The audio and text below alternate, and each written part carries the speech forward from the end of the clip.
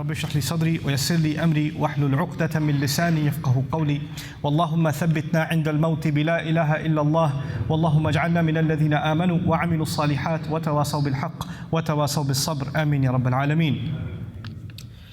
In today's khutbah, I'd like to share with you some reflections from two ayat that belong to Surah Al-Baqarah.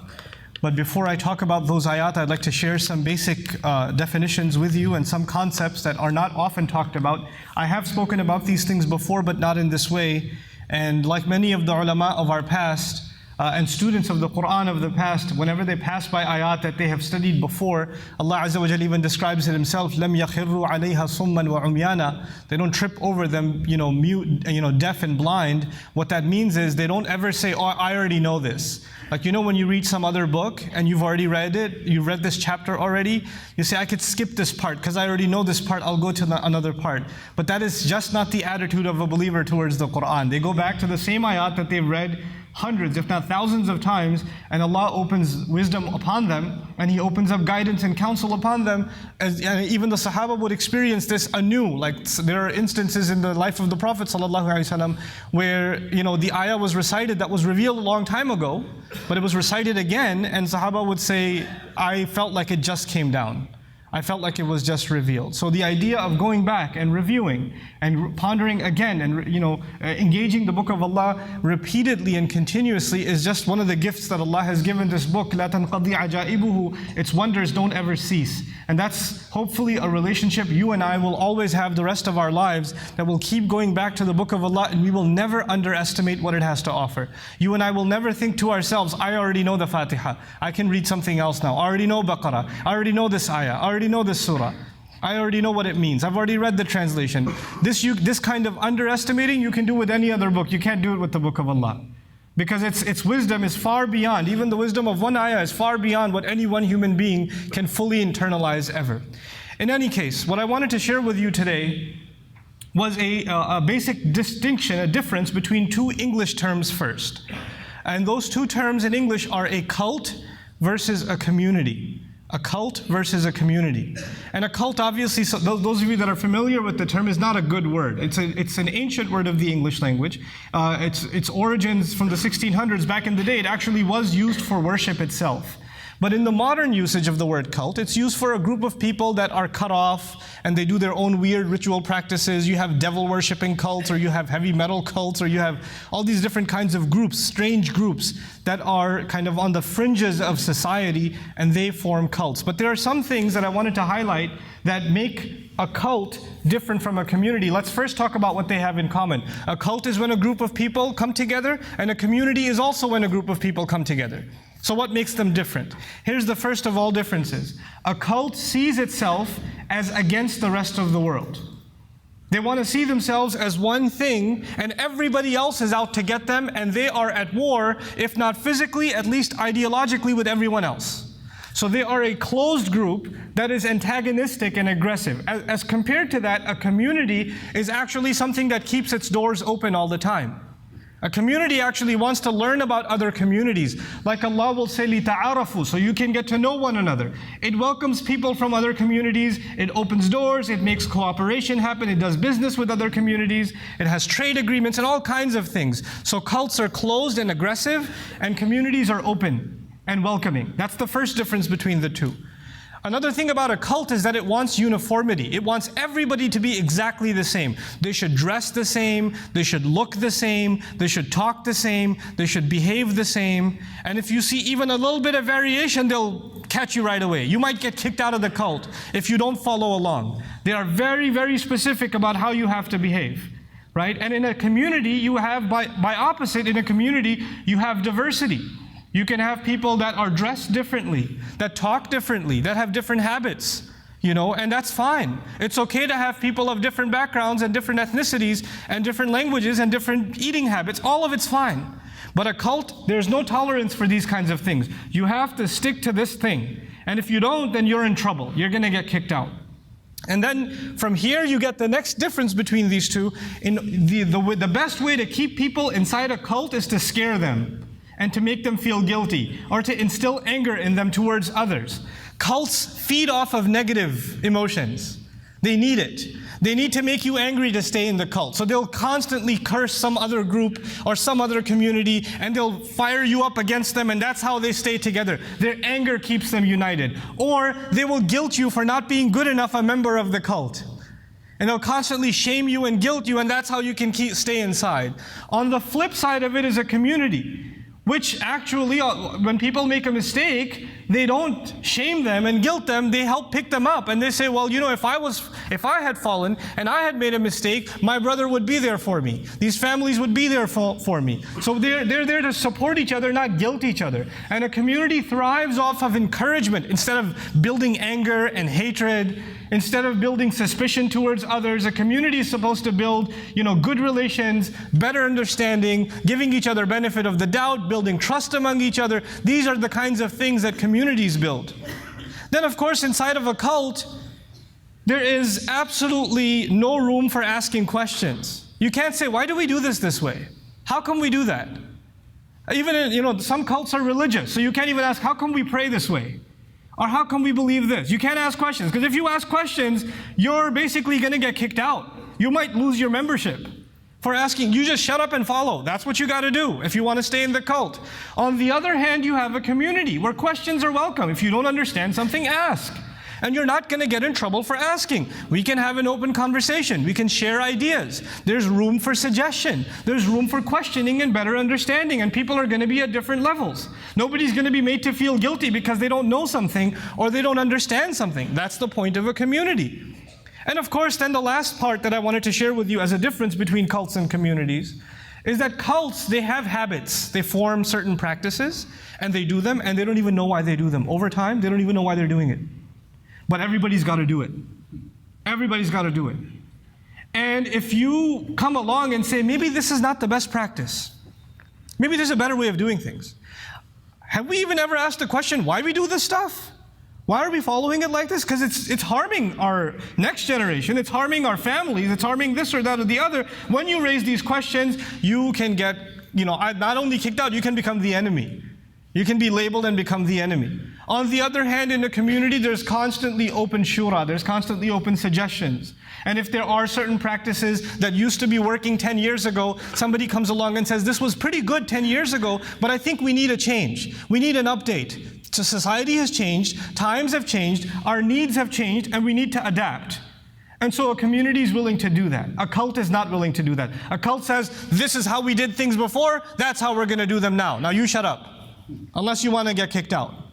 Now I wanted to make this distinction between these two because a lot of times in churches, in synagogues, in temples, and even in masajid, in Muslim communities, we like to think of ourselves as a community, but more often than not, we turn these places into cults. And if not one cult, there are several cults within a community. One group getting together, aggressive towards everybody else. They're the ones that are right, everybody else is wrong.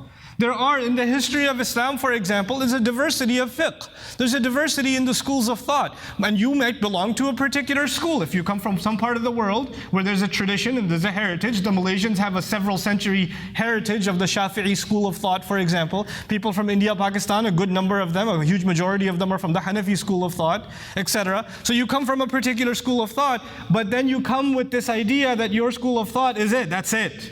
Anybody else who does anything else, I don't even know if they're actually real Muslims or not. This kind of thinking is cult thinking. This is not community thinking. This is not community thinking. So that's the first thing that I wanted to highlight. That cults, by the way, the only way they survive, I told you, is negative. That's the only way they can survive. And when they see a community growing and diversity growing, they feel threatened because they want everybody to be like them. They want everybody to be in uniform, exactly the same. So when they see that changing, they go on the attack. Cults will go on the attack. Now, this is within the religious framework, but there aren't just religious cults. I started with the example of masajid, but that's not the only place. Social circles form cults. You have people that aren't even religious. There are families that come from a particular background. They have a certain socioeconomic class. When they have a party, all those same families are invited. Now at this place's house, not that one, when the iftar season is going to start soon. Now, you're going to see the same faces over and over again, and that's a nice thing. These are all good things. But you know what happens sometimes within those circles? Certain values are imposed. So if all of them have a house and one of them has an apartment, then the one who has an apartment feels pressure.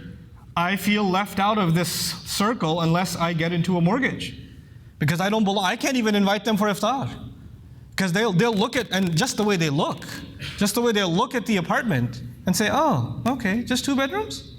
Just that much. It'll eat me alive inside. That's a cult, because you're putting pressure on this person to get into an economic transaction they can't afford. And they're feeling pressure even if nothing has been said to them. And they have to conform to a standard that doesn't even make sense for them. Every family has their own situation. Every family has their own background, their own problems. But you know what we do a lot of times? A lot of the pressure you put on yourself, and a lot of the pressure your family puts on you, and you put on your family, doesn't even have to do with you. It has to do with this cult pressure that's on you, and you don't want to lose membership from that cult. And as a result, you harm yourself, you harm your family. You harm, all it produces is harm. It does nothing good. These kinds of cults are formed inside offices.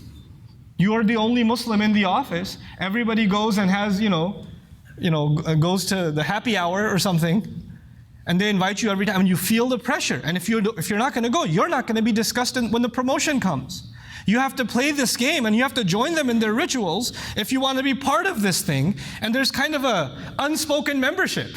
And if you don't play along, you're not considered a member. You're not going to be considered an equal. And you have to get your hands dirty and lose some of your principles. This is what a cult is, not just in the setting of a masjid, in the setting of a family, but even in the setting of an office, in colleges, in neighborhoods.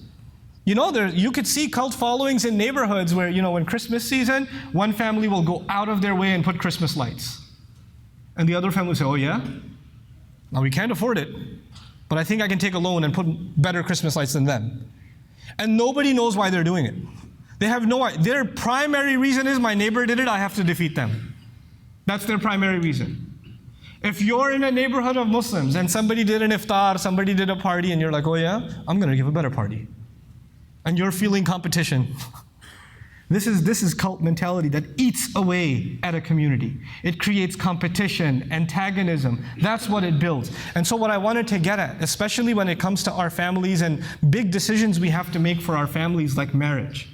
A lot of times the reasons for choosing a partner, the reasons for building family ties, the reasons come from cults. They don't come from reason. They don't come from the idea of a community. This ummah, the basis for which this ummah was formed was taqwa. The basis for which these people, you people, are sitting together and I'm standing in front of you, the only basis for it is La ilaha illallah. That is it. That is it. The one figure that defines not our cult, but our culture and our community is Rasulullah sallallahu alaihi wasallam, who had an incredible task in front of him. I mean, you have to understand, we're not traditional people anymore. We live in modern times. Even if you're the most traditional, a lot of things you do are not traditional. But the Arabs of that time were extremely, extremely traditional people. Forget thinking about foreigners as different. They thought of the next tribe as aliens. They were so hung up within their own identities, and to take those people and to build ukhuwa between them, brotherhood between them, is an incredible thing. Aus and Khazraj in Medina, they themselves didn't get along. They themselves had fights, and they're Medina. Imagine them versus Makkah, the people of Makkah. This was not something easy to overcome. But this kind of mentality has been there and will be there. And one of the functions of our deen, one of the purposes of our deen, is to destroy this kind of thinking. Now I want to share the ayat with you that, subhanAllah, in one description of the Day of Judgment, in one beautiful description of the Day of Judgment, Allah Azza wa Jal gives us the value of these fake standards that so many people put on themselves because they want to belong to a particular cult. And they don't even realize they're suffering from it. Allah Azza wa Jal describes the Day of Judgment, and one of the first remarkable things about this ayah is that it's set entirely in the past tense. It begins, إِذْ تَبَرَّأَ الَّذِينَ اتُّبِعُوا. When those who used to be followed have set themselves apart. Tabarru' in Arabic means, basically in simple English, I have nothing to do with you. I have no responsibility for what you have done. I don't know what you did. You go your way, mind your own business, I'll mind my own business. The ayah begins describing there were a group of people who used to be followed. And then when Judgment Day comes, they stand before Allah and they say, I have nothing to do with these followers. I don't know who these people are. I don't care about them. Let me bring this a little closer to home. There are today musicians, actors, there are athletes, and they'll come in commercials and they'll wear a certain brand of sneakers, or they'll put a certain kind of cologne on, and then the sales will go up as a result of their product placement. You understand? Or people will dress like them and talk like them and want to be like them. Do these people know their fans? No, they don't. And they don't even care. All they care about is money. They don't care about you. These screaming fans can go over to the guy who's singing the song and say, you speak to my heart, man. Like, yeah, all he cares about is whether you paid for it. Did you download a bootleg or did you pay for it? That's all he cares about. He doesn't care about whether you spoke to your heart or not. That's not what it's about. So on Judgment Day, that'll become very clear. All the people that we followed, all the people that set these standards for us, that influence the way we're going to speak, the way we're going to dress, the way we're going to live, the way we're going to conduct our families, all of it. All of those things are going to fall apart, and those people will say, I have nothing to do with you. For those of you that speak Urdu, this ayah, you'll understand it when you understand this one phrase, Log kya kahenge? What are people going to say? Those people that you're so worried about, what they're going to say? When you're about to make a decision, let's do the nikah in the masjid. No, what are people going to say? We have to get a hall. No, let's just get this car. No, we have to get a newer car. What are people going to say? Let's get an apartment. No, we have to get a big house. What are people going to say? What are people going to say is like your qaida kulliya. It's the principle that defines your life. And it is those very people that stand on Judgment Day and say, I have nothing to do with these guys. Whether I say or not, I don't care about them. إِذْ تَبَرَّأَ الَّذِينَ تُبِعُوا مِنَ الَّذِينَ اتَّبَعُوا. They'll cut themselves off from those who used to follow them. Allah mentioned it in the past tense for a particular reason. Many of them, I share one of them with you. You have to imagine the next time you're following someone mindlessly, you have to imagine that this separation has already happened as far as Allah is concerned. Not even it will happen, it's already happened. These are the same people that are going to be saying they don't care a dime's worth about you. They don't care anything about you. وَتَقَطَّعَتْ بِهِمْ. So Allah says, وَرَأَوُا الْعَذَابِ. And they'll all be looking at the punishment. We will do wrong deeds because we follow people like this. We will do wrong deeds because we follow trends, because we belong in cults mindlessly. And then punishment will come not just to those who were trendsetters, but also to the followers. They're both stuck in the وَرَأَوُا الْعَذَابِ وَتَقَطَّعَتْ بِهِمُ الْأَسْبَابِ. What a remarkable phrase in the ayah. And all of the asbab, I won't translate asbab yet, all of the asbab will be cut. Now what in the world is asbab? One of the meanings originally in the Arabic language, as-sabbu al-habl, it's a rope. The ropes will be cut. It is as though you felt like you're tied to these people with a rope, and Allah will chop all those ropes up. All of them will be severed, like you have no connection with them. Others say, لَمْ يَجِدُوا إِلَى تَخْلِيصِ أَنفُسِهِمْ وَأَتْبَاعِهِمْ سَبَبًا. Like Imam Razi says. That they are not, sabab also means. Judgment Day will come and they will have no way of saving themselves because the people they should have connected themselves to, they didn't. And the people that they shouldn't have connected themselves to, they were blindly following. So now they have no way of getting out of trouble. وَتَقَطَّعَتْ بِهِمُ الْأَسْبَابِ أَنَّهَا الْمُوَاصَلَاتِ الَّتِي كَانُوا يَتَوَاصَلُونَ عَلَيْهَا. It's also said that asbab are the relationships that they used to have that were built on fake things. There are relationships that are real, like ulul arham, family relations. There are relationships that are built on sincerity, people actually caring about you. And then there are relationships that are just fake social acquaintances, and you just want to impress them and they just want to impress you and nobody knows why they're doing anything. Those are the kinds of relationships that are just going to get chopped up. They will have no value whatsoever. Al-manazil allati kanat lahum fi dunya. Asbab also means status. Subhanallah. The status that they used to have. Judgment Day will come. So many things people do for status. So many things people do for reputation. So many decisions we make for that. I met an accounting student not too long ago who said, I asked him, what's your major? He said, accounting. I said, where are you going to school? I'm going to this school. What's the tuition? $40,000 a year. I said, so after 4 years, you're going to owe $160,000? Yeah. On top of that, student loan interest, all this stuff.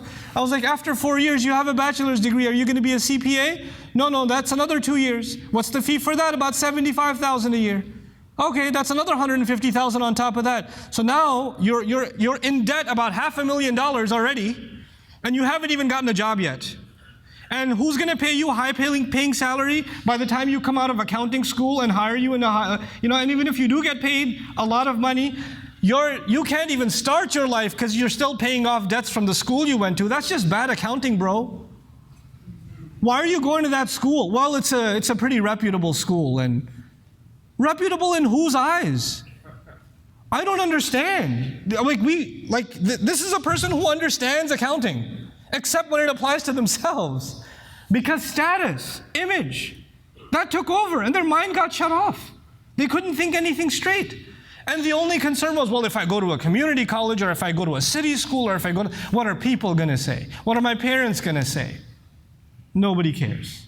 No, when the time will come, nobody will care. You have to make sound decisions in your life, financial decisions, religious decisions, family decisions, and you have to let go of these unreasonable pressures that you put on yourself, because those people will not care about you when the time comes, especially when judgment day comes. And so asbabun najat has also been said, that any way of them being saved is going to be cut. Then there's no way to save yourself.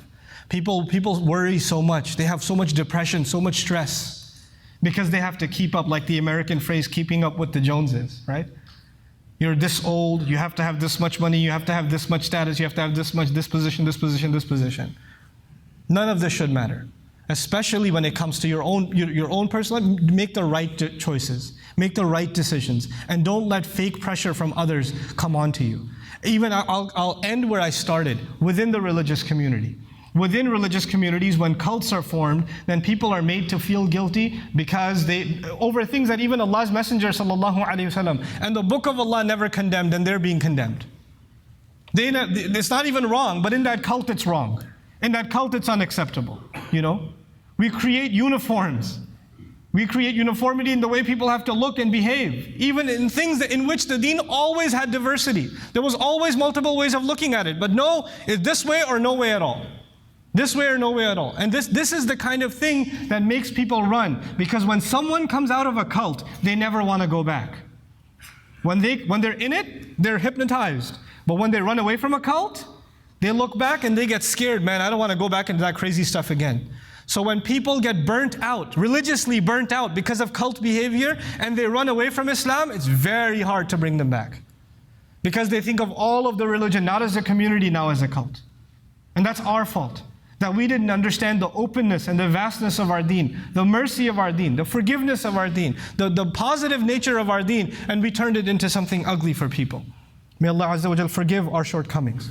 وَقَالَ الَّذِينَ اتَّبَعُوا, I end with this, وَقَالَ الَّذِينَ اتَّبَعُوا لَوْ أَنَّ لَنَا كَرَّةً فَنَتَبَرَّأَ مِنْهُمْ كَمَا تَبَرَّأُوا مِنَّا.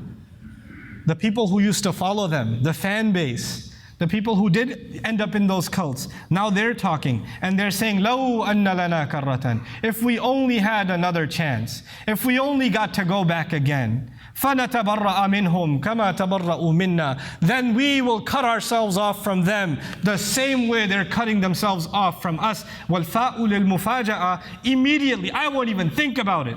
I won't even consider it. If I were to go back, I wouldn't even look towards that guy. That same person who influenced so many of my decisions. That same cult that dictated so much of my behavior will mean nothing to me. I will want nothing to do with them the way they've cut themselves off from me now.